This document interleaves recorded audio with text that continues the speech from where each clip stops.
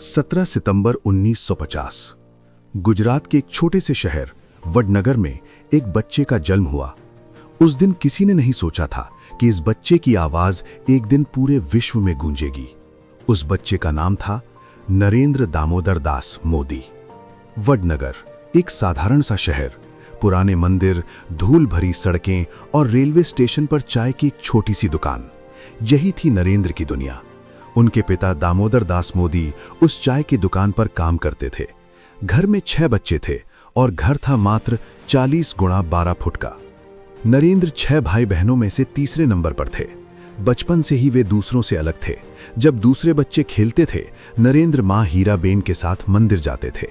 जब दूसरे बच्चे स्कूल के बाद घर आराम करते थे, नरेंद्र पिता की चाय की दुकान पर मदद करते थे। सुबह उठकर चाय की केतली साफ करना, ग्राहकों को चाय देना, यही था उनका बचपन। सन 1965 भारत पाकिस्तान युद्ध चल रहा था। वडनगर रेलवे स्टेशन पर जवान सैनिक ट्रेनों में चढ़ते थे। 15 साल के नरेंद्र उन जवानों को चाय पिलाते थे, बिना किसी के कहे, बिना किसी उम्मीद के। वो सेवा की भावना जो उन्हें अपनी मां से मिली थी, वो उस दिन से उनके खून में समा गई। नरेंद्र का सपना था भारतीय सेना में जाना। वे जामनगर के सैनिक स्कूल में दाखिला लेना चाहते थे, लेकिन फीस नहीं थी घर में। सपना टूट गया। उस दिन शायद नरेंद्र को पहली बार एहसास हुआ कि गरीबी कितनी बड़ी दीवार होती है। सन 1967 गुजरात में भयानक बाढ़ आई। जब पूरा शहर डूब रहा था, 9 साल के नरेंद्र और उनके दोस्त घरों से बाहर निकले। उन्होंने एक छोटा सा खाने का स्टॉल लगाया। जो पैसे मिले वो रिलीफ फंड में दे दिए। ये कोई खबर नहीं थी उस समय, लेकिन ये एक संकेत था उस बच्चे के इरादों का। सन 1967 नरेंद्र की उम्र थी 17 साल। एक रात बिना किसी को बताए वे घर से निकल गए। न कोई संदेश, न कोई पता, बस एक छोटा सा थैला और मन में हजारों सवाल। अगले 2 सालों में नरेंद्र ने पूरे भारत में भटकते हुए बिताए। ऋषिकेश, हिमालय की घाटियां, कोलकाता का बेलूड़ मठ, अल्मोड़ा का रामकृष्ण आश्रम, असम, गुवाहाटी, पूर्वोत्तर भारत, उन्होंने इन सब जगहों की यात्रा की। वे स्वामी विवेकानंद के मठ में जाना चाहते थे, दीक्षा लेना चाहते थे, लेकिन दोनों जगहों से उन्हें वापस भेज दिया गया। मठ के लोगों ने कहा, तुम्हारा काम संन्यास नहीं है। इस यात्रा में नरेंद्र ने जो सबसे बड़ी चीज सीखी वो थी स्वामी विवेकानंद का संदेश। विवेकानंद ने कहा था, उठो, जागो और तब तक मत रुको जब तक लक्ष्य प्राप्त ना हो जाए। नरेंद्र ने ये बात अपनी आत्मा में उतार ली। ये केवल एक उद्धरण नहीं था, ये उनकी जिंदगी का मंत्र बन गया। सन 1970 में नरेंद्र वडनगर वापस आए, लेकिन बदले हुए। वे अहमदाबाद गए, अपने मामा के यहाँ रहे और राष्ट्रीय स्वयंसेवक संघ यानी आरएसएस से जुड़ गए। आरएसएस में नरेंद्र की दिनचर्या बदल गई। सुबह 5 बजे उठना, शाखा में जाना, देश और समाज के बारे में सोचना। पूर्णकालिक प्रचारक बनकर उन्होंने पूरे गुजरात में घूमना शुरू किया। कोई वेतन नहीं, कोई घर नहीं, कोई परिवार नहीं, बस एक लक्ष्य, देश की सेवा। सन 1975 इंदिरा गांधी ने आपातकाल लगा दिया। आरएसएस पर प्रतिबंध लग गया। पुलिस उनके लोगों को गिरफ्तार कर रही थी। नरेंद्र मोदी भूमिगत हो गए। वे कभी साधु के वेश में, कभी अन्य रूपों में छिपकर काम करते रहे। पुलिस उन्हें ढूंढती रही, लेकिन वे पकड़े नहीं गए।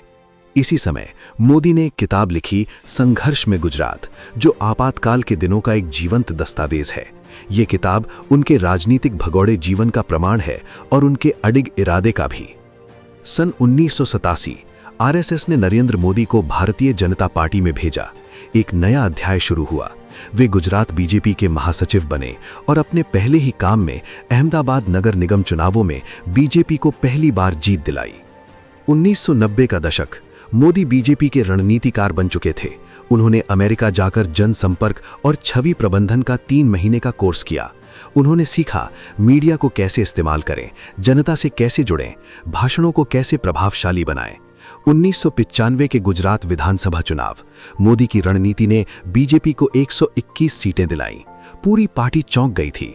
ये कोई साधारण नेता नहीं था, ये एक मास्टर स्ट्रैटेजिस्ट था।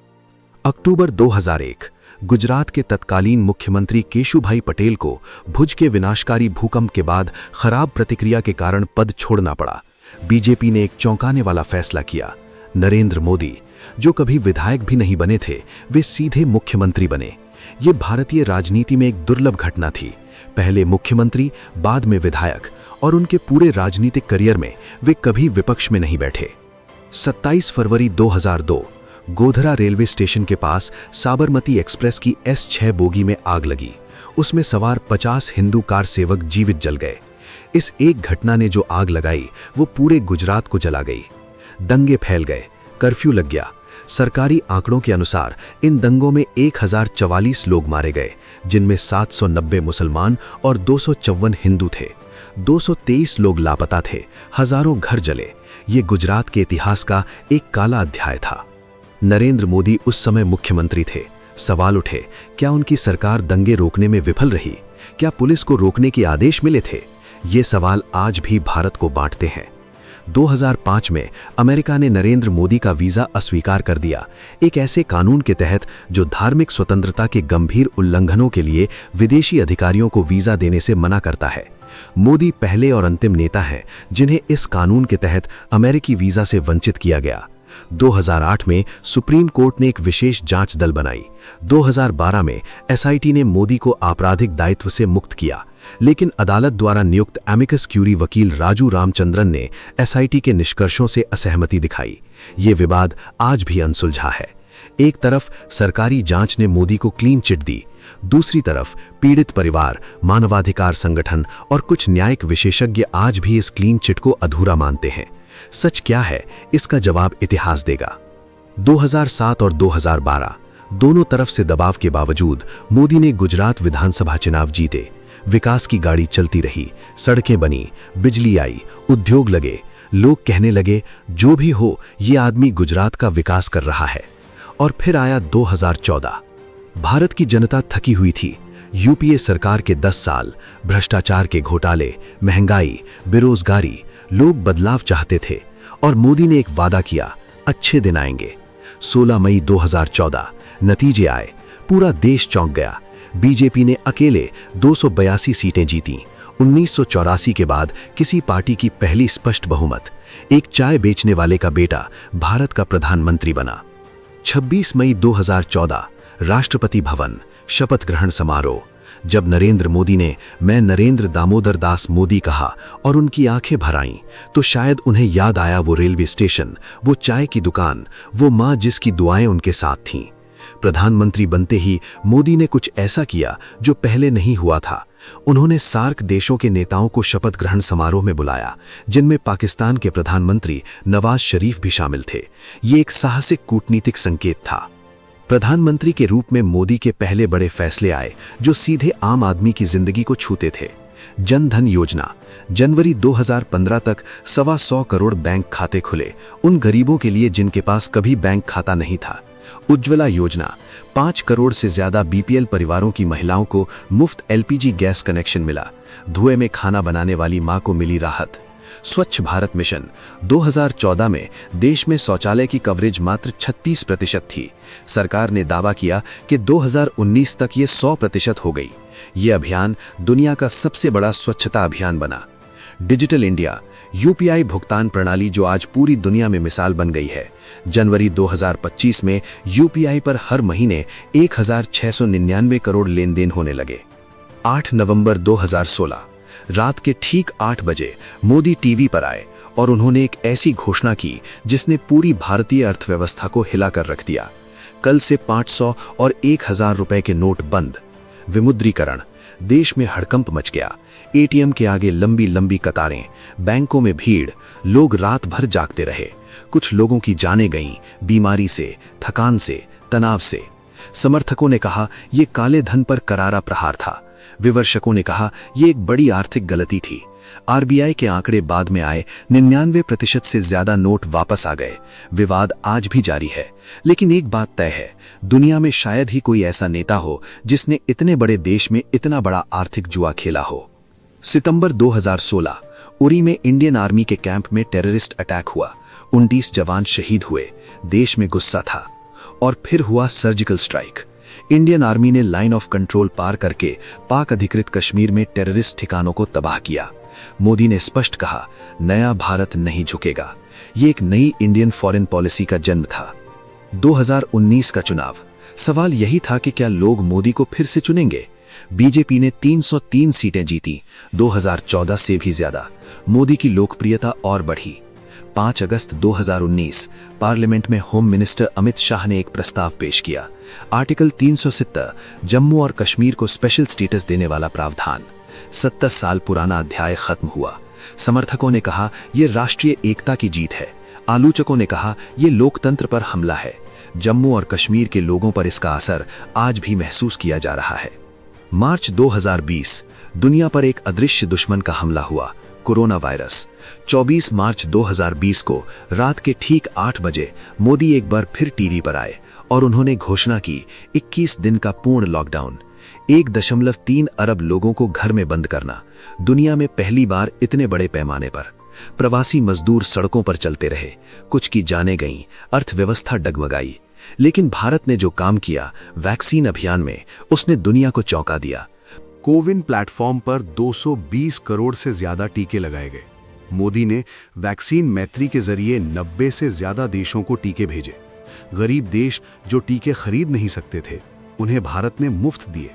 22 जनवरी 2024 अयोध्या, राम मंदिर का प्राण प्रतिष्ठा समारोह। करोड़ों हिंदुओं की आंखों में आंसू। ये एक धार्मिक आयोजन था, लेकिन इससे भी बड़ा ये उस संघर्ष का अंत था जो दशकों से चल रहा था। मोदी ने परंपरागत वस्त्र पहने, विधि विधान से पूजा की और कहा भगवान राम लौट आए हैं। देश भर में उत्सव मना, लेकिन कुछ लोगों ने सवाल उठाए, क्या एक प्रधानमंत्री को इस तरह किसी धार्मिक अनुष्ठान में भाग लेना चाहिए था? ये बहस भी भारत की विविधता का हिस्सा है। 10 साल और भारत ने क्या पाया?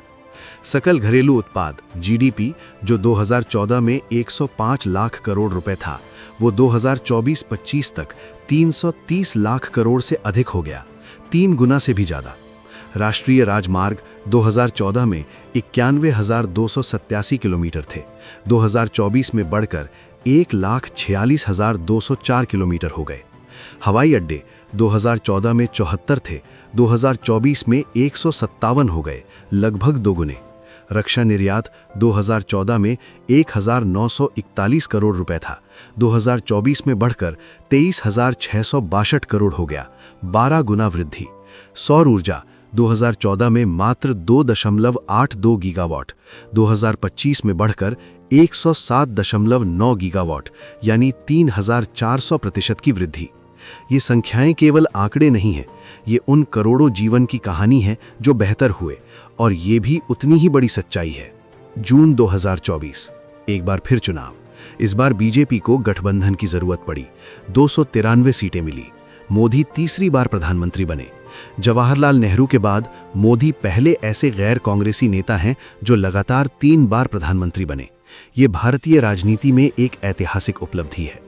एक बात और जो शायद सबसे जरूरी है, नरेंद्र मोदी की मां हीराबेन, वो स्त्री जिन्होंने अपने बेटे को भूखे पेट सुलाया होगा कभी, जिन्होंने उसे रोज सुबह मंदिर ले जाया, जिन्होंने उसे सेवा और समर्पण का पाठ पढ़ाया। 30 दिसंबर 2022 99 साल की उम्र में हीराबेन ने दुनिया छोड़ दी। मोदी उनके पास गए एक बेटे की तरह, लेकिन उन्हें जल्द ही वापस आना था, क्योंकि वे सिर्फ एक बेटे नहीं, 1.4 अरब लोगों के प्रधानमंत्री भी थे। उनकी आंखों में आंसू थे, लेकिन उन्होंने उन्हें रोका, क्योंकि एक नेता को मजबूत रहना होता है। लेकिन शायद उस पल वो बस एक बेटा था जिसकी मां चली गई थी। नरेंद्र मोदी को समझना आसान नहीं है। एक तरफ एक चाय वाला जो प्रधानमंत्री बना, एक दूरदर्शी जो भारत को विश्व शक्ति बनाने का सपना देख रहा है, एक नेता जिसकी लोकप्रियता दुनिया के कई लोकतंत्रों में बेमिसाल है। दूसरी तरफ 2002 के अनुत्तरित सवाल, अल्पसंख्यकों की चिंताएं, प्रेस की आज़ादी के सवाल, विपक्ष पर दबाव के आरोप। हर इंसान में एक नायक होता है और एक विवाद भी। इतिहास खुद तय करता है कौन क्या था। नरेंद्र मोदी का इतिहास अभी लिखा जा रहा है, लेकिन एक बात तय है, 1950 में वडनगर के उस रेलवे स्टेशन पर जो बच्चा चाय की केतली उठाता था, उसने भारत को बदल दिया।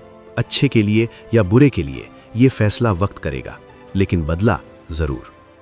1950 में एक छोटी सी जगह में एक चाय वाला पैदा हुआ। उसने अपनी गरीबी को अपनी ताकत बनाया, अपने देश को अपना घर समझा, और एक दिन उस चाय की खुशबू राष्ट्रपति भवन के दरवाजों से गुजरी। ये सिर्फ एक आदमी की कहानी नहीं है, ये 1.4 अरब सपनों की कहानी है जो अभी भी खुद को लिख रही है। जय हिंद।